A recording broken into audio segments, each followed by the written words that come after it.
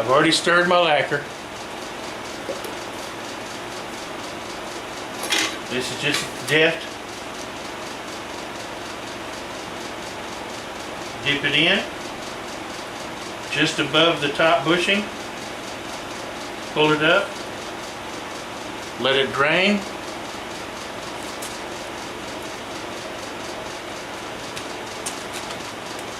Back off just a little bit so you can see that.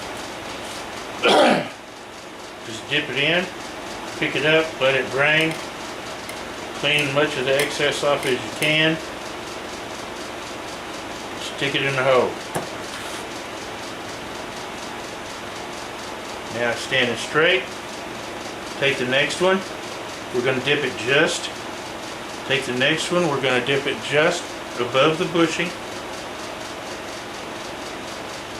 Bring it back out.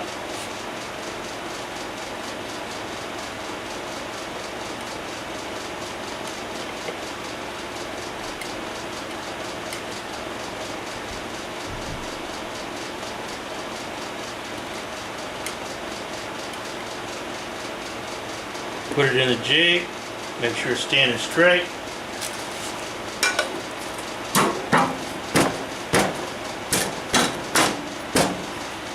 Put the lid back on the can.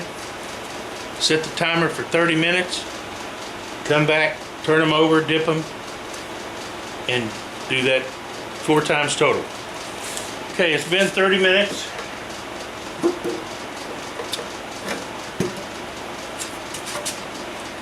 Time to flip and put the second coat on.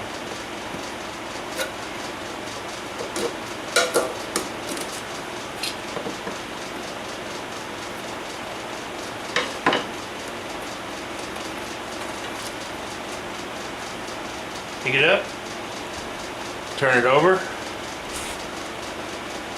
take it to the bushing,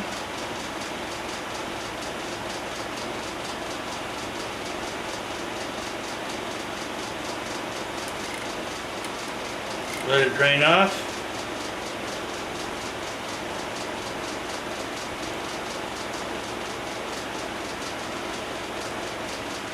stand it straight. Take the second one, dip it to the bushing.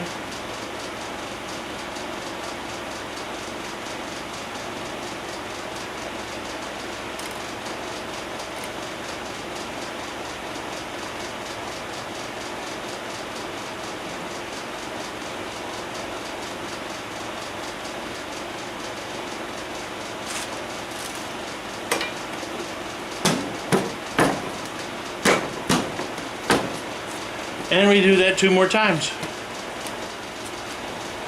Okay, time for coat number 3.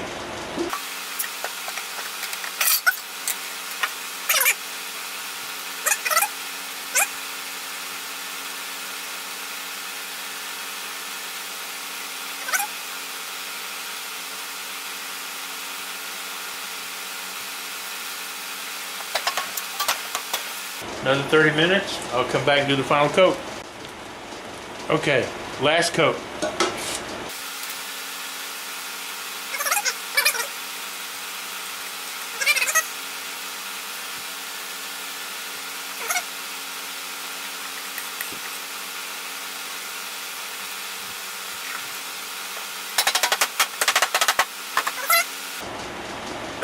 Make sure they're standing straight one last time. And let these set for a few hours, and then I'll make sure the lacquer separates from the bushings cleanly. After that, I'll let them set 7 to 10 days to fully cure, and then we'll buff them out. Alrighty then. After you've let these sit and dry for about 2 hours, it's a good idea to twist this bushings away from the barrel. Give yourself a little space between them. You can see that's looking pretty good. So what that will do, if you let it cure for the full, depending on your environment, the humidity levels, etc. So depending on how long you let it cure, in my case 7 to 10 days,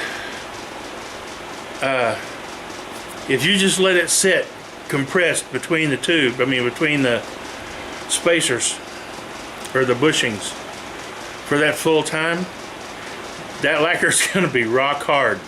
You can get them apart, but you have to be real careful, and it takes I use an X-Acto blade just to scribe a line. Otherwise, if you try to just twist them apart, you can actually shear the lacquer off of the pin tube side. Don't ask me how I know this. So, get them separated and then put them back in the stand to dry. Separated. Separated. Now I've got them separated. Not going to be any shattering. It'll be real easy to clean up those edges. And it'll happen actually naturally when we buff it out. So, now, set them back in the jig and set it aside somewhere out of the way where it's not going to get hurt. And then in a few days, we'll finish them. It's now been a little over a week, so let's put those Autism puzzle pins together and see what they look like. I'm going to show you my process for doing the press. A lot of people use dedicated pin press for this. I used to use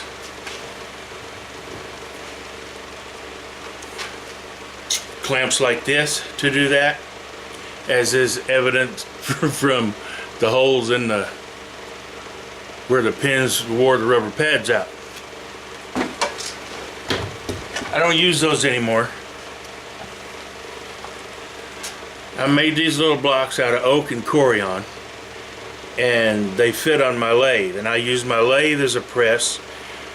And I do that because I find I get more control,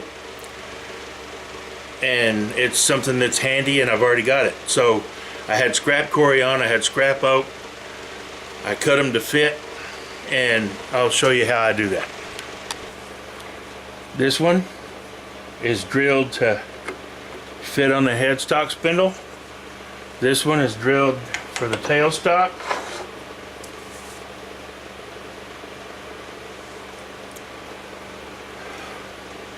Take the first one up, line it up the way I want the clip to be.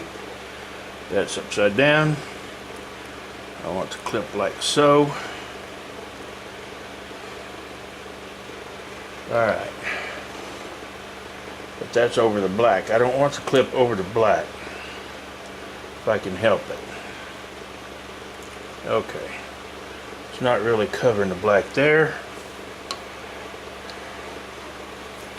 Lock the tailstock down. Once you get a little bit of pressure on it, line everything up and make sure it goes straight, and then just like that, Bob's your uncle. Pin is together.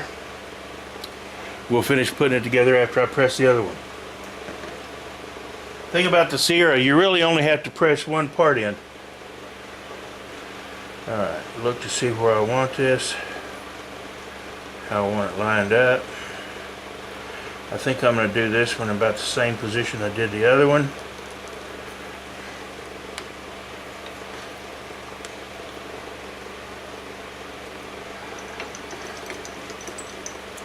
A little bit of pressure.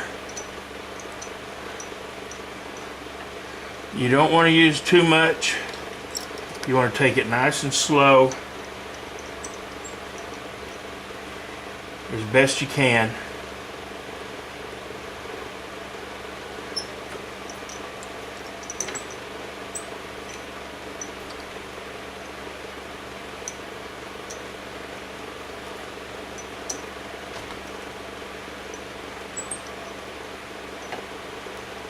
Because you don't want to deform anything.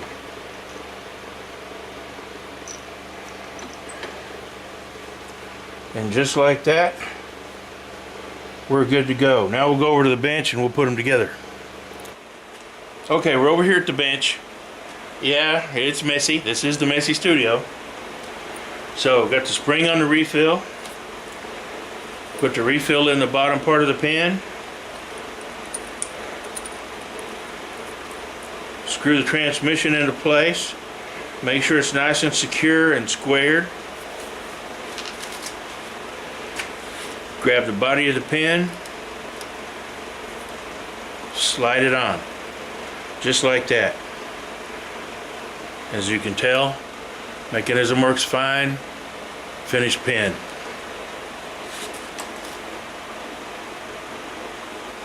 Now we'll take the other one and do the same thing. Put the refill in. Screw the transmission in place. I'm not too sure about some of the newer Sierra type pens, but with the older ones, and these are 10, 11 years old, when you screw these in, sometimes they didn't want to square up, or they would, or you might not get them fully seated, and they would feel kind of loose. One of the things that I would do to help that, if that was the case, was take a rubber band and wrap it around this section of the transmission several times, and then that would give me a better purchase to be able to tighten this up. As it is, it's just fine. Once you got it together, put the body on. It twists just fine. So there we have it. 2 finished Autism Awareness Sierra puzzle pens. You can see the black over here on this side, just by this clip. That black piece makes it Autism Awareness. I hope the kids like them. I'm sure they will. Now all that's left for me to do is send these off to my laser engraver and have their names put on them so they don't grow legs and walk off their desks. And they're ready to deliver for Christmas. I appreciate you staying with me during this 4-episode pen turning extravaganza. I hope you got something out of it. My whole reason for not making this as quick as I could have and fast forwarding through a lot of stuff is because I wanted to share some of the things that I've picked up along the way in my last 12, 13 years of turning pens. So again, I hope it helped. If you got something out of it, fantastic. That's just great. That's why I did it. If you want to come back and see what we're up to in the future, feel free. You never know what we're going to be up to here in the Messy Studio. Always something. Thanks again.